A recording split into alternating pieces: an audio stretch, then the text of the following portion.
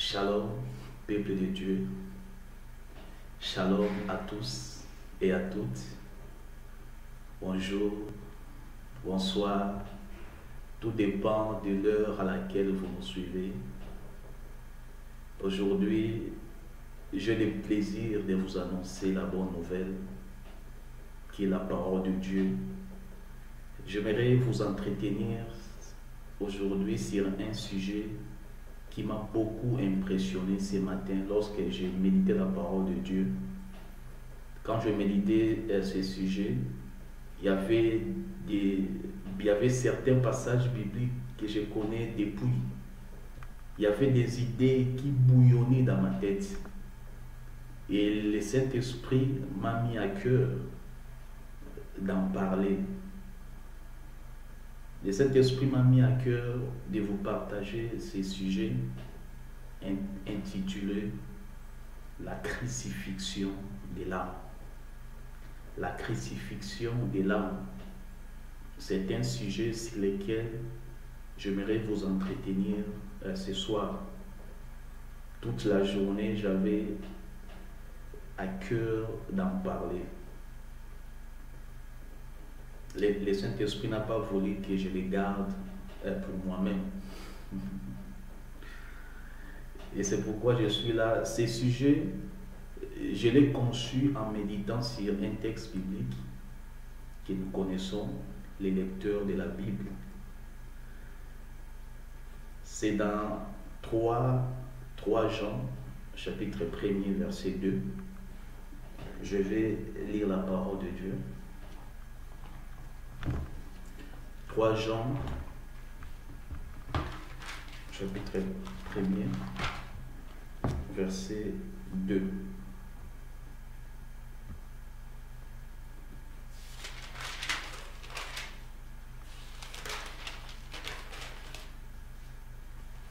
Je lis au nom de Jésus. Bien-aimé, je souhaite que tu prospères à tous égards et sois en bonne santé, comme prospère l'état de ton âme. Amen. Le Seigneur voudrait que nous puissions avoir une âme prospère. Le Seigneur souhaite que nous puissions prospérer à tous égards, comme prospère l'état de notre âme. Donc ici, nous comprenons que le Seigneur se soucie, se préoccupe, s'intéresse aussi plutôt de la prospérité de l'âme. Non seulement de la prospérité physique, mais aussi de la prospérité de notre âme. Donc, a priori, il y a quand même un avenir meilleur pour notre âme. C'est pourquoi Dieu dit, je souhaite que tu prospères à tous égards. Ce serait bien aimé de prendre en considération les soins de notre âme. Ah oui, c'est important. Il faut en prendre en considération. Et de commencer à travailler sur elle pour son épanouissement, pour son bon fonctionnement. Amen. Pour comprendre la définition de l'âme, il y a lieu de comprendre d'abord c'est quoi l'être humain. C'est quoi l'être humain?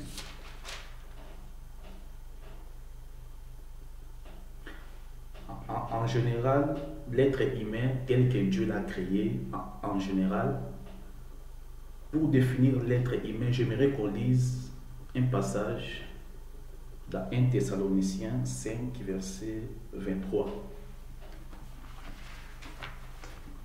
Lisons un passage pour qu'on comprenne c'est quoi l'être humain avant de définir ce que c'est notre âme.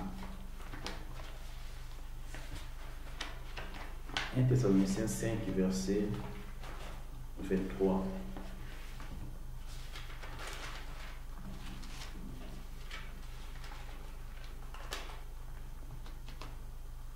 Je lis au nom de Jésus. Que le Dieu de paix vous sanctifie lui-même tout entier et que tout votre être, l'esprit, l'âme et le corps soient conservés irréprochables lors de l'avènement de notre Seigneur Jésus-Christ. Amen. Que le Dieu de paix nous sanctifie tout notre être. Donc, à la lumière de ces passages, nous comprenons que l'être humain est un esprit possédant une âme et habitant dans un corps. C'est ça en fait la définition que la Bible elle-même nous donne de l'être humain. L'homme est composé, l'homme est un esprit. La Bible dit en réalité dans l'homme c'est l'esprit. Donc l'homme est un esprit ayant une âme et possédant ou habitant dans un corps. Vous voyez? Donc l'homme est comme, donc l'âme, notre âme est le siège de nos émotions, de nos sentiments. Notre âme est le siège de nos pensées, de notre intelligence, de notre volonté. C'est ça, en fait, notre âme. C'est ça, en fait, l'âme. L'âme, c'est cette partie du corps qui enregistre, qui garde tout ce que nous avons vécu dans le passé, nos expériences, les biens et les maux, ou les mal. L'âme, c'est comme une boîte noire. Nous connaissons une boîte noire. Donc, ça enregistre, elle garde tout. Et elle est prête à les faire sortir. Elle est prête à faire sortir tout ce qu'elle avait gardé. Tout ce qu'elle avait enregistré. Elle est prête à les faire sortir. Donc, comprenons ici que lors de la nouvelle naissance, notre âme n'a pas été régénérée, mais plutôt notre esprit. Ce n'est pas l'âme qui a été régénérée. Lorsque nous avons connu, accepté Jésus-Christ dans notre vie pour la toute première fois, notre âme, notre esprit a été instantanément régénéré. Mais ce n'est pas notre esprit qui a été régénéré. L'âme a gardé toujours son passé. L'âme a gardé tout son vécu, toutes ses expériences. D'où la nécessité de travailler sur son âme. D'où la nécessité de faire un travail sur son âme, puisqu'elle n'a pas été régénérée lors de la nouvelle naissance. Et c'est pourquoi la Bible parle du renouvellement de l'intelligence. Amen. La Bible parle du renouvellement de l'intelligence. Notre âme doit être renouvelée parce qu'elle a besoin d'être renouvelée. Elle a besoin d'être rééduquée et d'apprendre les nouvelles choses de l'esprit. Puisqu'elle a connu la naissance physique, notre âme avait connu la naissance physique. Il y a deux naissances. Il y a la naissance physique et il y a la naissance spirituelle. Alors notre âme, notre esprit, notre corps, les trois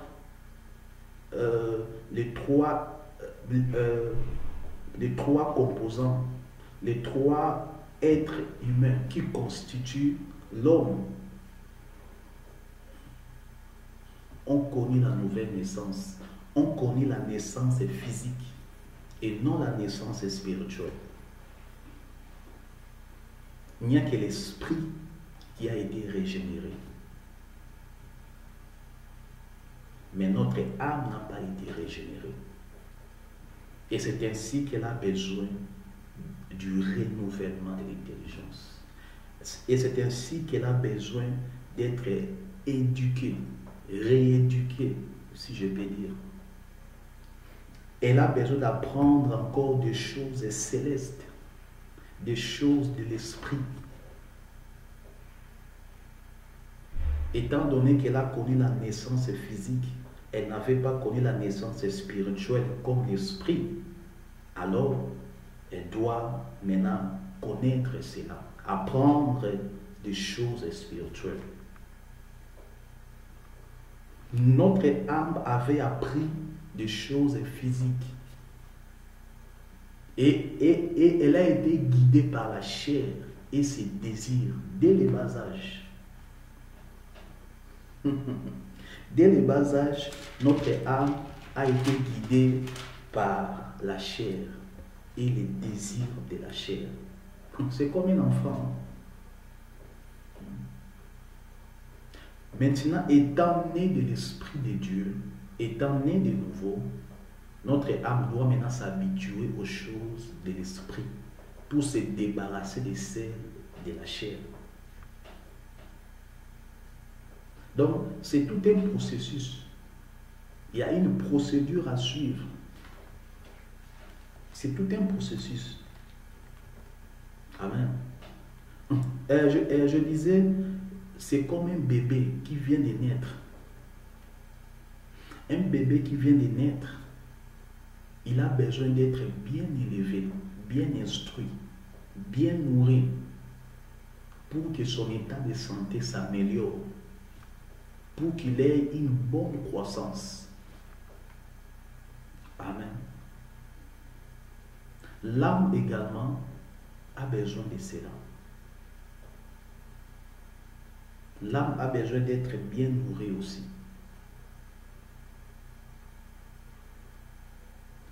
Il y a lieu de savoir, il y a une chose que nous devons noter concernant l'âme. Notre âme en soi n'est pas mauvaise. L'âme en soi n'est pas mauvaise. L'âme n'est pas notre ennemi.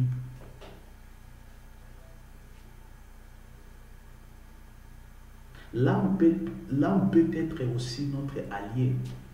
Elle peut aussi être délinquante. Ah oui, l'âme peut aussi être délinquante, bandit, commettre des choses qui n'honorent pas Dieu, qui s'opposent à l'esprit. Tout dépend de la manière dont nous la traitons. Tout dépend de la manière dont nous disciplinons notre âme.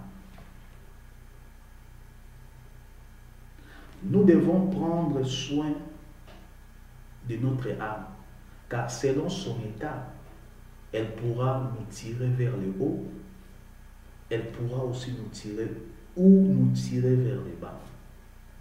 Tout dépend de la manière dont nous la traitons. C'est comme un bébé. Ah oui, c'est comme un bébé. Elle peut soit nous tirer vers le haut, si nous la traitons comme elle se doit. Elle peut soit nous tirer vers le bas. C'est-à-dire quoi? Si notre âme est mal éduquée, je vais utiliser des termes simples, hein, pour que nous puissions bien comprendre. Donc, c'est-à-dire, si notre âme est mal élevée, elle peut nous entraîner plutôt vers le péché. Ah oui. Si on a sémé des mauvaises choses, elle peut nous entraîner vers le péché. Si on a sémé des bonnes choses en elle, c'est-à-dire si nos pensées sont envahies par la parole de Dieu, l'âme aura naturellement le penchant d'aller vers les bonnes choses. Elle sera aussi notre alliée puisqu'elle va vouloir maintenant ressembler à Christ. Si elle est guidée vers les bonnes choses. Dans les cas contraires, elle nous entraînera vers les mauvaises choses. Et elle prendra les dessus sur nous. Ah oui. Si l'âme est bien nourrie, elle donnera maintenant les contrôles. Elle donnera maintenant plutôt la place à l'esprit pour pouvoir nous guider à ressembler à Christ. Mais si notre âme, par contre, est mal nourrie, les conséquences, elle prendra les dessus sur nous. C'est maintenant la chair qui va prendre le contrôle, parce qu'il y a la chair et l'esprit. Si notre âme est bien nourrie, c'est l'esprit qui prend le contrôle sur nous, sur notre âme, sur nos sentiments, sur nos émotions. Par contre, si elle est mal nourrie, elle donne l'accès à la chair et ses désirs. Nous connaissons les désirs de la chair qui s'opposent à ceux de l'esprit. Amen. Maintenant, il y a une question que je me suis posée. Voyons, comment dominer notre âme pour qu'elle soit notre alliée, pour qu'elle soit notre amie. Comment la dominer? Comment la discipliner? Et pour qu'elle ne donne pas l'accès à la chair et ses désirs et ses passions. Comment éduquer, comment la discipliner? Nous devons savoir que la parole de Dieu et la vie de consécration influencent totalement notre âme. La parole de Dieu et une vie de prière quotidienne vont influencer totalement notre âme. Bien-aimé, ne laisse pas la chair dicter et nourrir notre âme par ses désirs. Ne laisse pas la chair obliger, imposer ses lois, ses conditions à notre âme. Les désirs de la chair s'opposent à ceux de l'esprit. Galates 5, 19 nous parle des désirs de la chair. Voyons Galates 5, 19.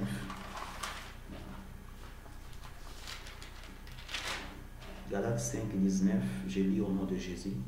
Or, les œuvres de la chair sont évidentes.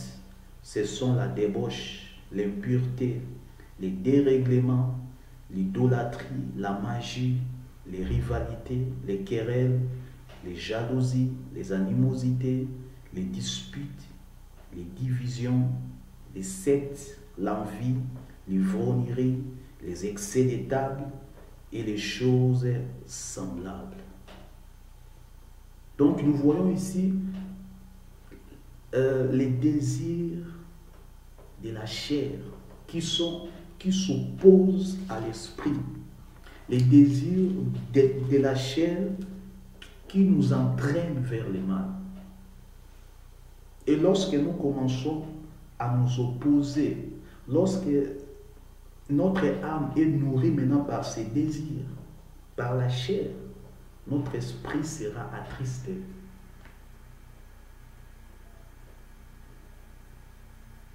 Notre esprit sera attristé. Alors que la Bible nous conseille, nous exhorte à ne pas attrister le Saint-Esprit.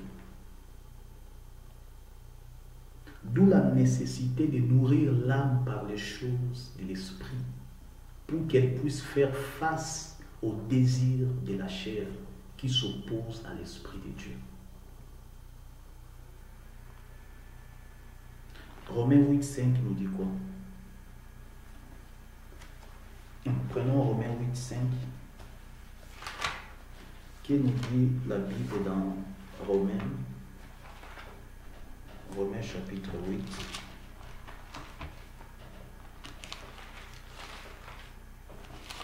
Romains chapitre 8. Romains chapitre 8, verset 5.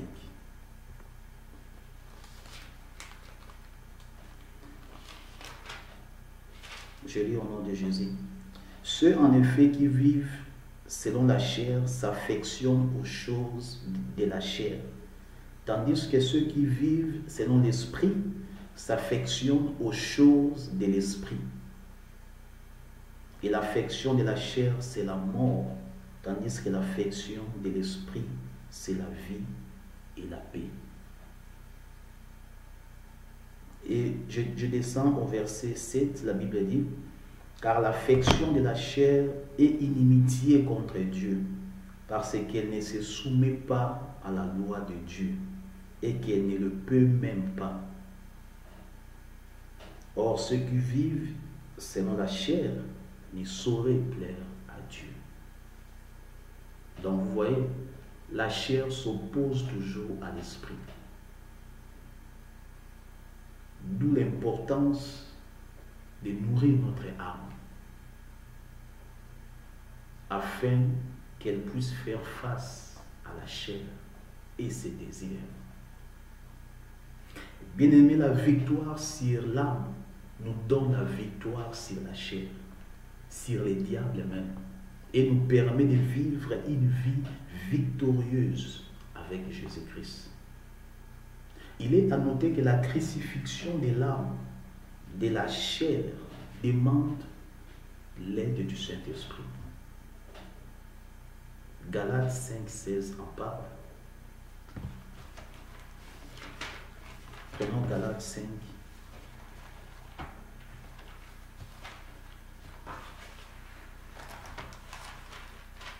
Que dit la Bible? Il est important, bien aimé, de chercher à satisfaire l'Esprit de Dieu, de ne pas attrister le Saint-Esprit, car l'affection, car la chair ne peut en aucun cas plaire à Dieu. Je vais lire Galates 5, verset 25. Verset 16 plutôt. Je dis donc, marchez selon l'esprit et vous n'accomplirez pas les désirs de la chair, car la chair a des désirs contraires à ceux de l'esprit, et l'esprit en a des contraires à ceux de la chair. Ils sont opposés entre eux, afin que vous ne fassiez point ce que vous voudriez. J'aime cette version que j'ai installée sur mon ordinateur. Marchez selon l'esprit et vous n'accomplirez pas les désirs de la chair. Donc nous voyons ici, l'Esprit de Dieu nous aide aussi à crucifier notre âme, à crucifier aussi notre chair et ses désirs. Et il n'y a pas que l'Esprit de Dieu. Premièrement, c'est l'Esprit de Dieu. Deuxièmement, c'est la discipline, la vie des disciplines. Amen. La vie chrétienne est une vie de discipline. La vie chrétienne est une vie de discipline. Le Saint-Esprit est là pour nous aider, bien sûr. Mais si on ne sait pas discipliner ses yeux pour ne pas regarder n'importe quoi et n'importe qui, il sera difficile de crucifier son âme. Il sera difficile de crucifier sa chair avec ses passions et ses désirs si on ne sait pas discipliner ses yeux. Il est important de discipliner nos yeux, de ne pas regarder n'importe quoi sur les réseaux sociaux. Sur tous les réseaux sociaux, il y a certaines applications que j'ai désinstallées dans mon téléphone. Donc, et qui ne m'aident pas à grandir spirituellement. Il y a toujours des obscénités là-dedans. Quand tu ouvres, il y a toujours des obscénités. J'ai supprimé, j'ai désinstallé ça dans mon téléphone. Parce que ça ne m'aide pas. Nous devons apprendre à discipliner nos yeux. La discipline, c'est très importante dans la vie chrétienne. Et c'est pourquoi Job nous dit dans Job 31, verset 1er à 5, Job nous dit, j'avais conclu un pacte avec mes yeux. Il ne devait jamais porter un regard chargé de désirs sur une jeune fille. Ça, c'est Job qui en parle. Donc, ce passage nous met en garde contre nos yeux. Car c'est une porte de l'âme. Nos yeux est une porte de l'âme. Nos yeux est une porte de l'âme. Ne permet pas que des mauvaises choses puissent pénétrer dedans. Ne donne pas l'accès à des mauvaises choses obscènes d'envahir tes pensées. Ne permet pas que ton âme soit nourrie par des choses obscènes, par des mauvaises choses. Amen. Ces passages de Job, j'aime tellement ces passages. Ça m'a épaté ces passages. Ça nous met en garde contre ce que nous voyons. Nous devons être sélectifs dans ce que nous voyons sur les réseaux sociaux.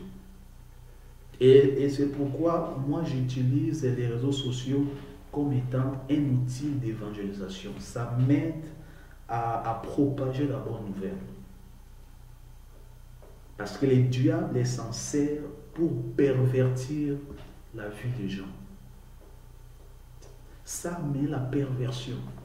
Et nous aussi, nous en tant qu'enfants de Dieu, nous devons aussi l'utiliser pour amener les gens à Christ, édifier, consoler, ramener les gens dans les bons chemins. Amen. Bien aimé, savoir discipliner son âme ou ses yeux plutôt, nous épargne de beaucoup de choses, entre autres les mauvaises choses, les mauvaises décisions prises sous l'effet de la colère. Il y a des gens qui sont tellement colériques. Hein? Ça vient de l'âme. Ça vient de l'âme. Ces messages aussi m'interpellent beaucoup. Ça m'interpelle aussi. Il y a des gens qui sont vraiment colériques. Amen. Moi qui vous parle, je ne suis pas épargné de ces messages. Ça m'interpelle parce que quand je méditais ce matin, c'est dont le Seigneur me parlait particulièrement.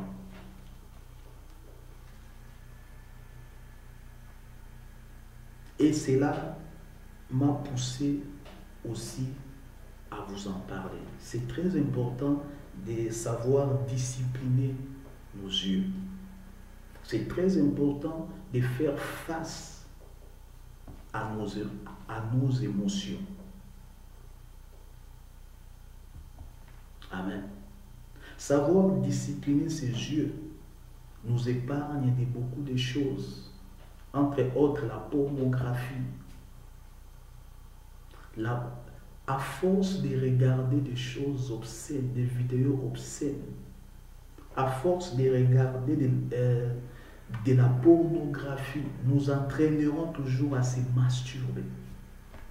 À force de regarder ces choses, ça va nous entraîner à les pratiquer, à forniquer. Ah oui. Ne dis pas que tu es fort. Amen. Ne disons pas qu'on est fort. Hein? La Bible nous dit, quant au péché, la Bible nous dit de les fuir. Mais de résister au diable, mais pas au péché. Amen. Bien-aimé, on ne peut pas vaincre les mauvaises pensées. On ne peut pas vaincre les mauvais sentiments et les œuvres de la chair dont Galates nous parle si on n'a pas au préalable crucifié, dominé, éduqué son âme. Il sera difficile. Un chrétien qui n'arrive pas à développer une vie de prière personnelle, un chrétien qui n'arrive pas à développer une vie de prière, une vie de méditation personnelle, aura du mal à vaincre ses sentiments. Il aura du mal à vaincre ses émotions, ses mauvaises pensées. Il aura du mal à vaincre certaines mauvaises décisions prises sous l'effet de la colère. Et les tels chrétiens tombent facilement dans les tentations. C'est pourquoi l'apôtre Paul dit dans 1 Corinthiens 9, je crois, verset 27, « Je traite durement mon corps et je le tiens assujetti. » Comment traiter durement son corps? C'est en ayant une vie de prière, une vie de méditation personnelle. Amen. C'est alors que nous pouvons, puisque par notre propre effort, nous ne pouvons pas y faire face. Ah oui, c'est tellement puissant, c'est tellement fort, il n'y a que l'Esprit de Dieu qui peut nous rendre capables de crucifier la chair, de crucifier l'âme, de dominer sur nos émotions, de dominer sur nos sentiments, sur des pensées perverses qui ont tendance à nous entraîner vers le mal. Oui, de nous-mêmes, nous ne pouvons rien faire. Et c'est pourquoi la Bible nous dit de marcher selon l'esprit. Et vous n'accomplirez pas les désirs de la chair. Parce que l'homme ne peut rien. L'homme ne peut rien contre la chair. Amen. Il y a bien des gens, il y a bien des chrétiens qui se dévouent pour servir Dieu. Ils se sacrifient pour servir Dieu, mais ils ne passent pas du temps à prier et à méditer personnellement. C'est ça le problème. Notre relation avec Dieu n'est pas seulement au temps que nous passons à l'église, mais aussi au temps que nous consacrons à Dieu en privé, en dehors de l'église. C'est ça aussi notre relation avec Dieu. Amen. Il est important, bien aimé, que nous puissions développer une vie de prière. La chair et l'esprit sont opposés entre eux. Les courants ne passent pas. Les courants ne passent pas entre la chair et l'esprit. Ils sont opposés entre eux, comme la Bible nous le dit. Cependant, si tu laisses ton âme être nourrie par les désirs de la chair, sache que celle-ci prendra le dessus sur toi. La chair va dominer tes sentiments pour t'entraîner dans les mauvaises choses. Mais si ton âme est nourrie par la parole de Dieu, par l'esprit, par la prière, les enseignements, maintenant, l'âme, ton esprit plutôt, c'est lui qui va prendre les dessus sur ton âme, sur tes sentiments, sur tes pensées, sur tes émotions. Lorsque l'Esprit de Dieu vient tabernacler en nous, vient habiter en nous, l'Esprit de Dieu ne vient pas s'imposer. Ah oui. L'Esprit de Dieu ne vient pas s'imposer. L'Esprit de Dieu communique avec notre volonté pour pouvoir nous guider à ressembler à Christ. L'Esprit de Dieu va communiquer avec toi, avec ta volonté. Dieu ne fait rien sans... Dieu ne vient pas s'imposer, même lorsqu'il est venu. Même s'il veut entrer, prendre le contrôle de ta vie, même s'il veut dominer ta chair, dominer tes sentiments, tout ce qui est en toi. Il dit dans sa parole, voici je me tiens à la porte et je frappe. Si quelqu'un entend, ouvre, j'entrerai. Je vais souper avec lui. J'entrerai chez lui. Donc il demande la permission d'entrer dans notre vie. Il nous demande la permission. Dieu ne s'impose pas.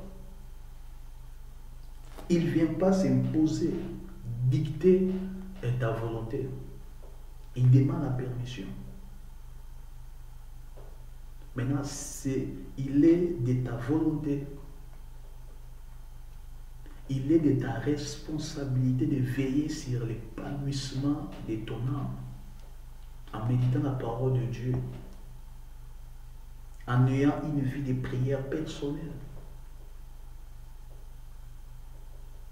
Il y a la part de Dieu et il y a aussi la part de l'homme. Tu as aussi ta part de responsabilité dans cette affaire. Ah oui.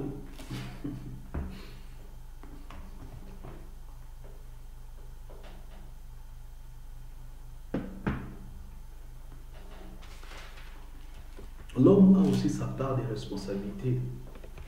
Il a aussi son rôle à jouer. Bien aimé, nous devons savoir que les combats du chrétien chaque jour de sa vie, c'est de crucifier son âme.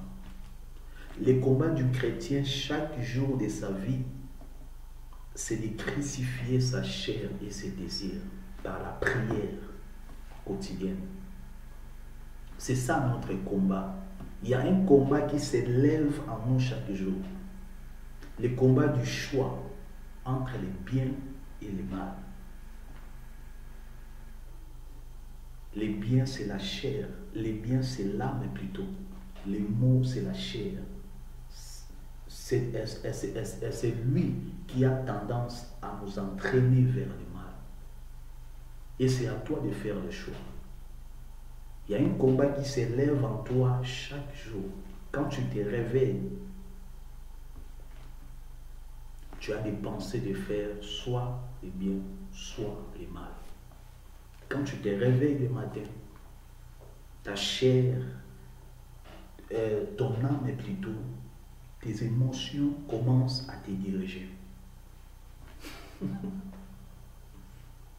Amen. Amen.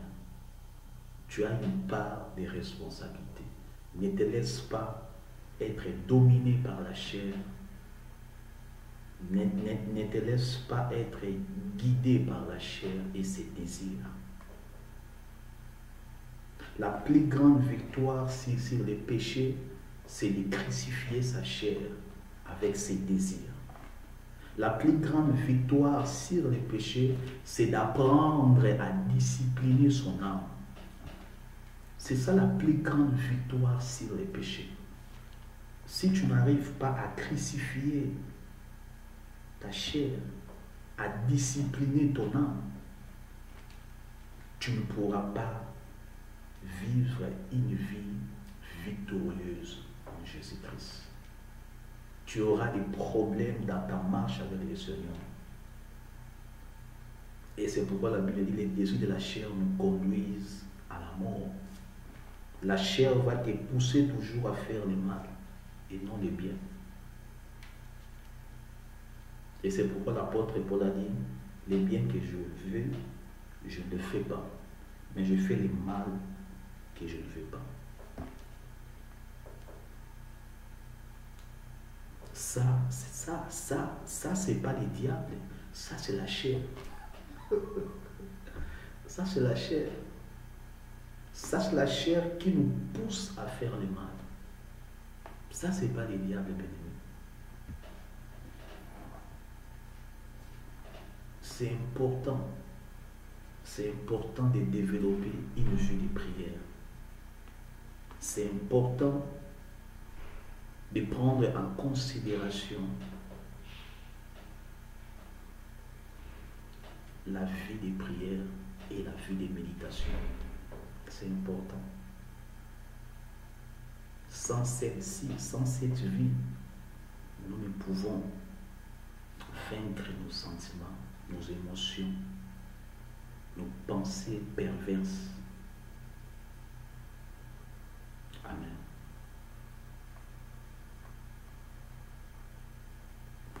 Voici, voilà plutôt ces messages sur la crucifixion de la chair que je voulais vous entretenir ce soir. Je prie que le Seigneur nous aide. Je prie que la flamme de la prière s'allume dans notre vie et que la soif de la parole de Dieu soit notre partage. Au nom puissant de Jésus. Que le Seigneur vous bénisse. Bonne soirée. Au revoir.